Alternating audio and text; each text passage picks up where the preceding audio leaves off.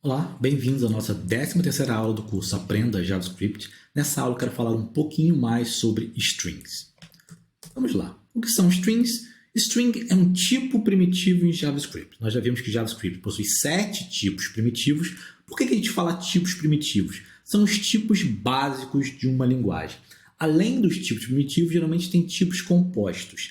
JavaScript tem apenas um outro tipo além dos primitivos, que são os objetos. A gente vai ver aqui arrays, funções, tudo são objetos em JavaScript. Bom, strings é basicamente um conjunto de caracteres em Unicode codificado em UTF-16. Quando eu digo caracteres, eles são símbolos, porque podem ser emojis também. O que é Unicode? Lembrando, o Unicode é uma grande tabela de símbolos por números. Então, cada símbolo tem um número associado e o que é armazenado no computador tem a ver com esse número.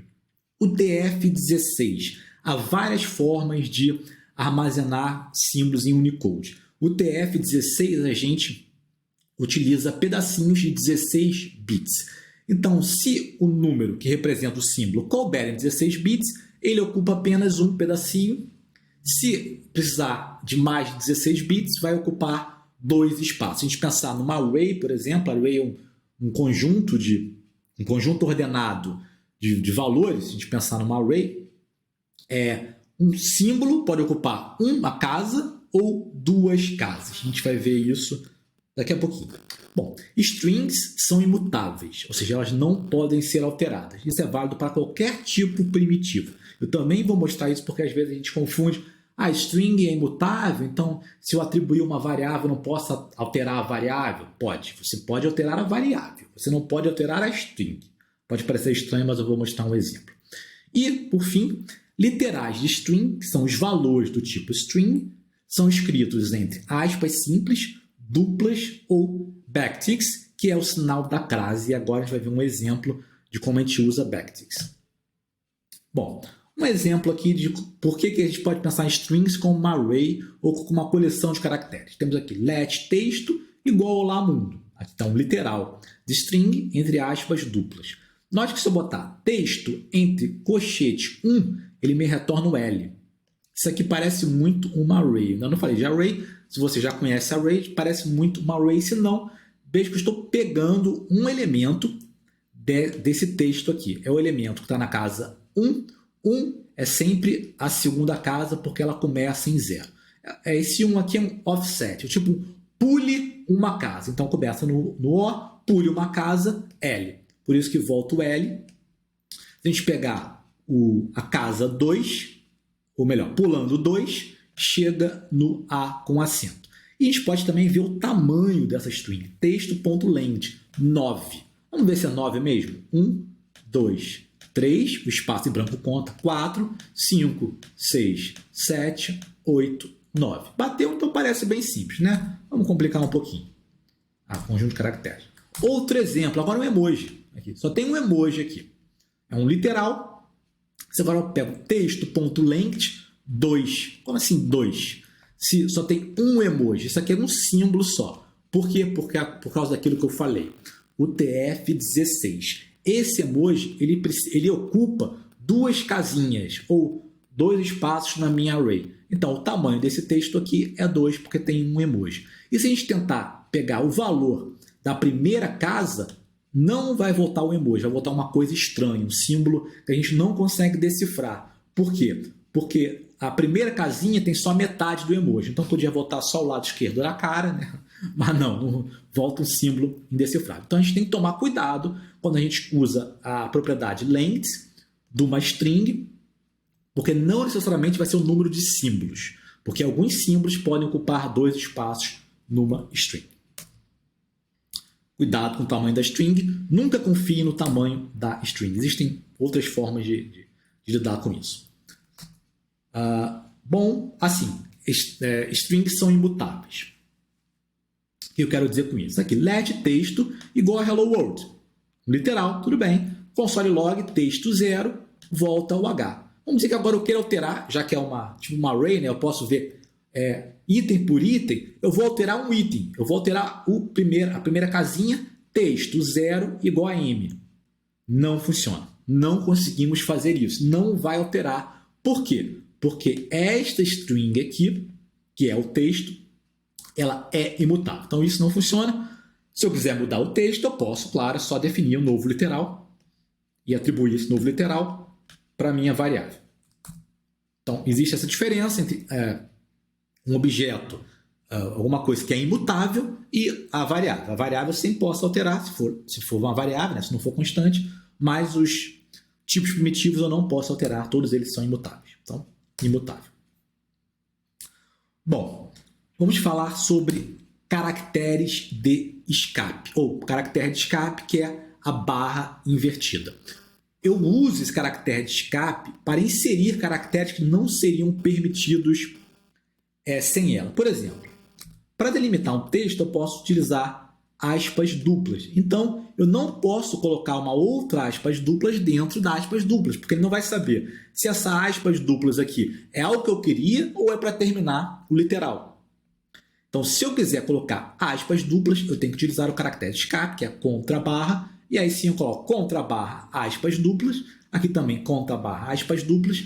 Então, o valor dessa variável é olá, João, entre aspas duplas, por causa dessa contra barra aspas duplas. Existem vários caracteres de escape, quer dizer, existe um caractere de escape, um contra barra, mas contra barra, aspas dupla, contra barra, aspas simples, etc. Isso aqui é outro caractere de escape.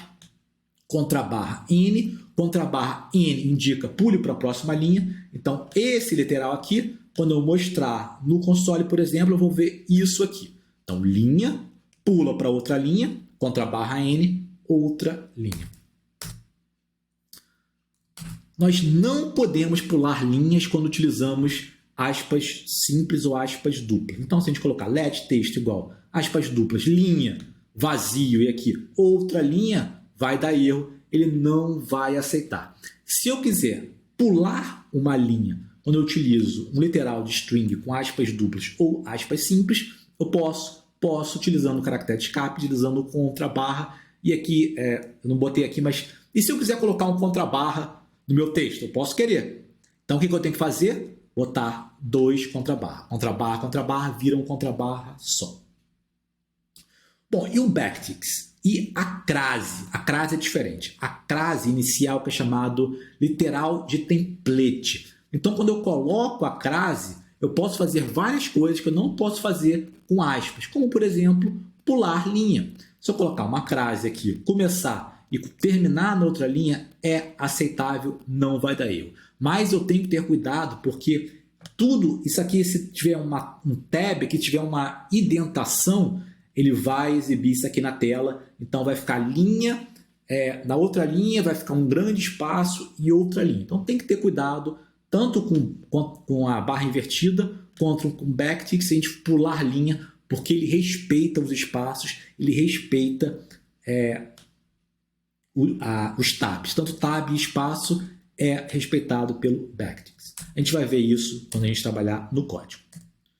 Bom, concatenação de string, eu já falei várias vezes, mas a gente pode utilizar o mais para concatenar strings, que é unir string. Eu coloquei o resultado aqui? Não coloquei. Bom, mas aqui vai ser hello, espaço, world, porque eu estou pegando a primeira string, concatenando um espaço vazio, concatenando com world. Isso aqui era uma forma que a gente utilizava para juntar strings, porém, hoje em dia, a gente pode utilizar os literais de template para isso, como vou mostrar aqui, chamados template literals. No template literals, a gente consegue inserir expressões, e aí podem ser variáveis, dentro do template. Então, para definir o template, símbolo da crase, e aí se eu quiser colocar uma expressão, eu coloco o dólar entre chaves, a expressão que eu quero, ou a variável, então aqui hello, e aqui world, e eu acho que eu não coloquei o resultado, não, mas seria o mesmo que o outro, hello, espaço, world. Bom, a gente pode colocar qualquer expressão dentro da chave. Então, se eu quiser colocar uma expressão que é uma soma, eu posso.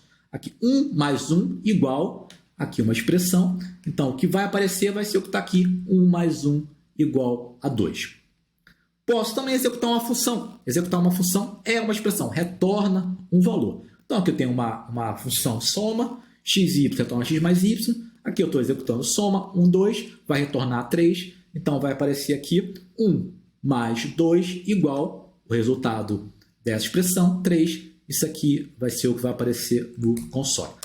Então, na próxima aula a gente vai ver isso no código. E strings tem diversos métodos. Nós não vamos estudar todos os métodos, vamos estudar quando necessário, porque são muitos e ficaria muito chato fazer um por um. Eu vou mostrar apenas como a gente pode utilizar um método do literal. Então, tem aqui a variável hello world, ponto, e eu vou utilizar esse método toUpperCase. O toUpperCase transforma esse texto para tudo maiúsculo. Porém, você disse que era imutável. Bom, porque ele não altera o texto, ele não vai alterar essa variável texto. O que ele vai fazer é pegar essa variável, transformar em maiúsculo e retornar. Então, o console log, o retorno dessa operação aqui, dessa execução desse método, vai ser hello world. Porém, se eu vier aqui embaixo e der console log, esse texto aqui, ele continua sendo hello world, como está aqui, porque strings são imutáveis.